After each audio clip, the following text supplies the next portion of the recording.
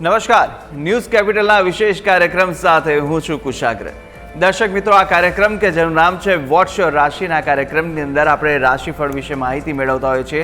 રાશિ પ્રમાણે કેવા ઉપાય કરવાના રહેશે, સાથે સાથે કયા મંત્રોના જાપ છે, આજના દિવસ માટે આપને માટે ફળદાયી રહેવાના છે તે વિશે પણ આપણે કાર્યક્રમના અંતમાં જાણતા હોઈએ છીએ। અને સાથે જ આ કાર્યક્રમમાં જાણતા હોઈએ છીએ દિવસનું પંચાંગ અને દિવસના પંચાંગ બાદ જાણીશું શુભાશુભ મુહૂર્તોને સાથે આજના દિવસે કયા વિશેષ યોગ બની રહ્યા છે।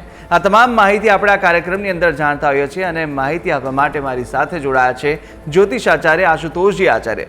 આશુતોષજી, આપનું સ્વાગત છે। જી, જય ભવાની। જય ભવાની। દર્શક મિત્રો, શરૂઆત કરીશું આપણે સૌપ્રથમ દિવસના પંચાંગની અને દિવસના પંચાંગ જાણીને કાર્યક્રમની શરૂઆત કરીએ। સૌથી પહેલા આશુતોષજી જણાવશો આજના દિવસનું પંચાંગ શું છે? જી અવશ્ય। આદિત્યસ્ય નમસ્કારમ યે કુર્વન્તિ દિને દિને જન્માંતર સહસ્ત્રેષુ દારિદ્ર્યમ ન ઉપજાયતે। મિત્રો, પંચાંગ કે જેના આધારે દિવસની ગતિવિધિ સુનિશ્ચિત કરતા હોય છે, તો આજે તારીખ થઈ રહી છે 25 ઓગસ્ટ 2024। આજનો વાર છે રવિવાર। તિથિની જો વાત કરીએ તો આજે શ્રાવણ વદ સાતમ તિથિ બની રહી છે। આજનું નક્ષત્ર એટલે ભરણી નક્ષત્ર। યોગની જો વાત કરીએ તો આજે ધ્રુવ યોગ બની રહ્યો છે અને આજનું કરણ છે વિષ્ટિકરણ।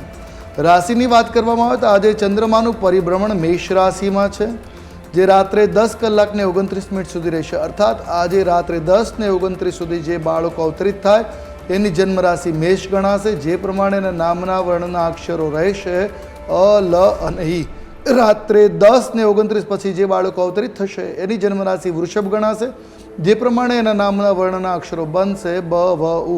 આ છે આજના દિવસનું પંચાંગ। જી બિલકુલ, આ દિવસના પંચાંગ વિશે આપણે માહિતી મેળવી લીધી અને દિવસના પંચાંગ બાદ આપણે વાત કરવાના છે આજના દિવસના શુભાશુભ મુહૂર્તોને સાથે જાણીશું કે આજના દિવસે કઈ દિવસની વિશેષતા શું છે, કેવી રીતે આજે દિવસ મહત્વનો બની રહ્યો છે।